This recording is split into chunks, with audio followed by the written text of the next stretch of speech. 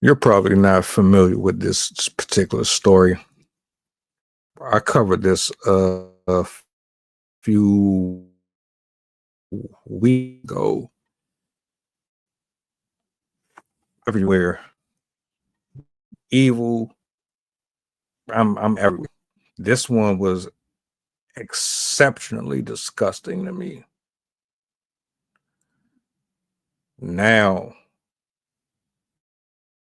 with all that being said, we have the monster. He is no longer hiding. He is in custody. You need people like me.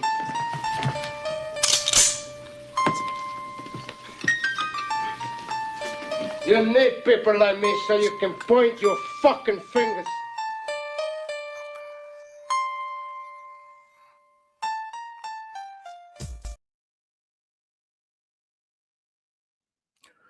I want you guys to take a quick little recap with me. Some of you probably brushed past this story when I did it back then, but we'll read because why would we? This 13-year-old girl did not deserve to lose her life the way that she did. This little girl did not deserve to lose her life in the way that she did, and by all people, the one who provided the seed of life. I'm going to read off some information to you just in case you're not familiar with any of this. Quick refresher.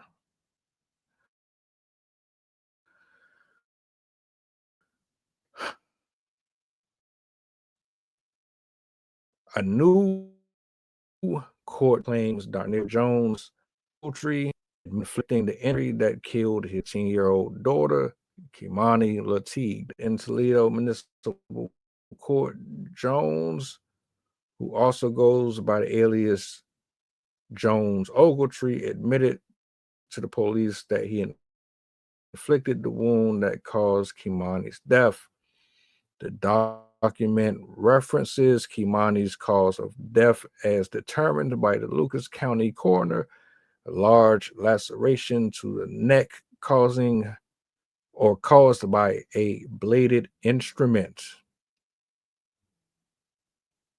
hence decapitation. You tried to remove your 13-year-old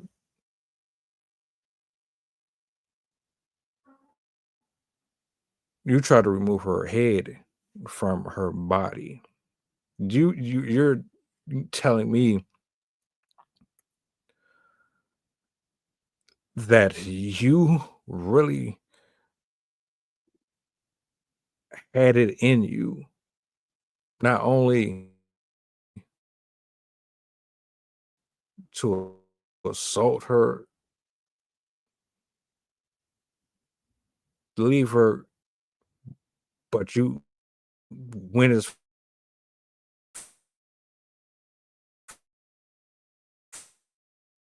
far as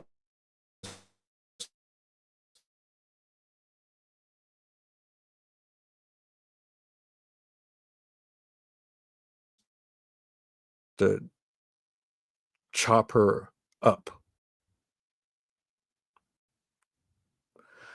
I'm sorry. This shit really triggers me. Let me get through this as much as I can. Um, it's a lot. It is. I'm going to try to read as much as this as possible to y'all.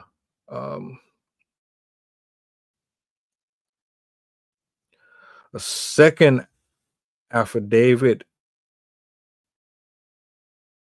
filed regarding the abduction charge that Jones faces in her death alleges Jones dragged Kimani involuntarily to the vacant house where he ultimately killed her. Kimani blighted property on Miami Street in East Toledo on March 24th. Jones' bond was set at $4 million Friday morning. He was ordered not to have any contact with the victim's family and no contact with any. Jones assault and at 9 a.m. are included. It has a history, extensive history. Maybe I'll read a little bit more and we'll kind of just dive into it. But I've get you to really understand, like, as much as we play with social media and do this algorithm dance, the fact of the matter is that another life, an innocent one, all due to a weak man having the ability to produce children with a woman who clearly had poor taste, created the cycle, ultimately leaving her no longer here with us, and guaranteed both parents are still alive and well.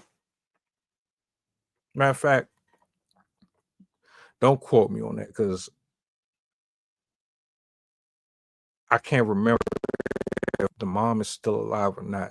I believe she is.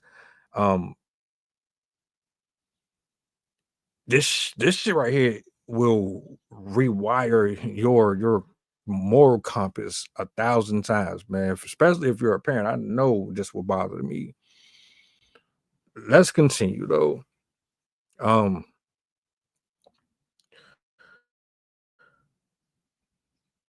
Jones was apprehended in Columbus on March 25th after a Columbus police officer shot and injured him. Jones remained in the hospital until April 9th, when he was held in a Columbus jail without bond on the felonious assault charge he faces there. So your dumbass was free. I don't know how you were free, but you still out here doing reckless shit.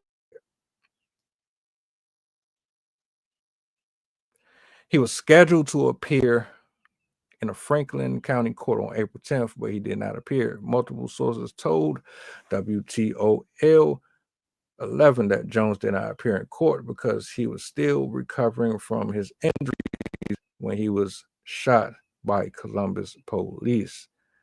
That charge has since then been put on hold, allowing for his extradition back to Toledo, which occurred on Thursday. I just want y'all to understand how serious this is, and understand also that the mind of some human beings do not operate the same as others. So for all of you stupid fools out here that want to protect criminals and keep these psychos on the street, knowing damn well they should be locked away, maybe this should be a refresher to you. Kimani went missing exactly 1 month ago on March 18th.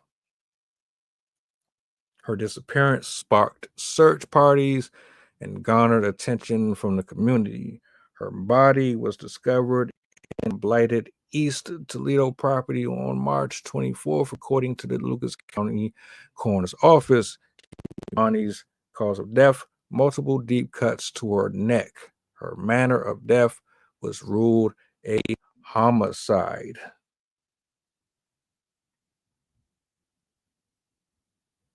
You wouldn't think it would be by your own parents. Her death drew sympathy and grief from her family and the community, as well as calls for accountability. Lucas County Children's Services has addressed the concerns through a press conference. Meanwhile, county commissioners said they are building a task force to rebuild trust between LCCS and the community. Oh, yeah. Working on it and actually getting it done are two different things. I wonder how long has the decline been for them. You hear complaints about CPS not doing their fucking job. You hear cases about children getting abused by foster parents, ignoring abuse in the actual home and all types of shit. People just being lazy and not doing what they're supposed to be doing. How long does it take to work on this? Why did this have to happen?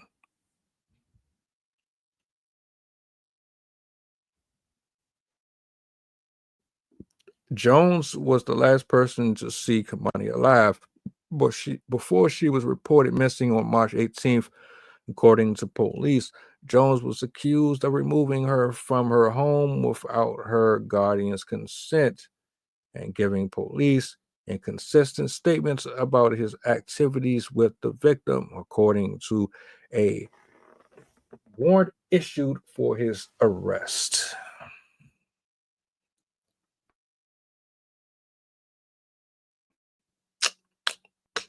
You can kind of see that there's a combination of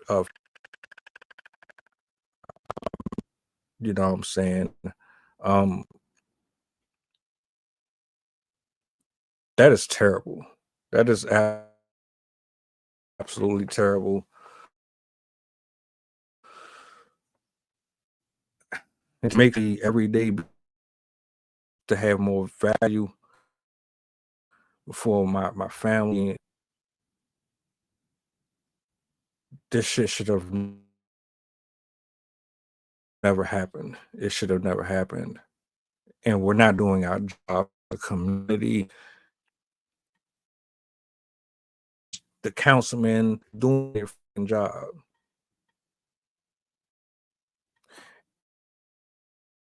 And to you ladies out here, man, opening your, like, come on, what the we got to do better. I mean, now I'm tired of seeing children getting laid to rest so early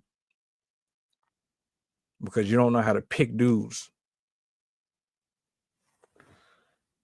And I'm tired of neighbors acting as if they know damn well not right.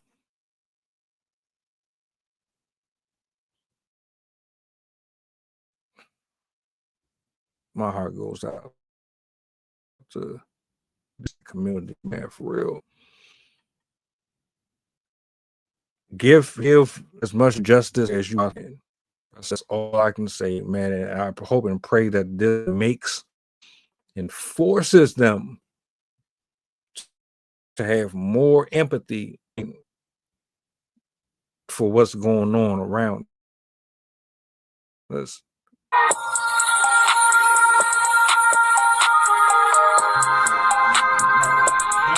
Merry Christmas, filthy animals. And a Happy New Year.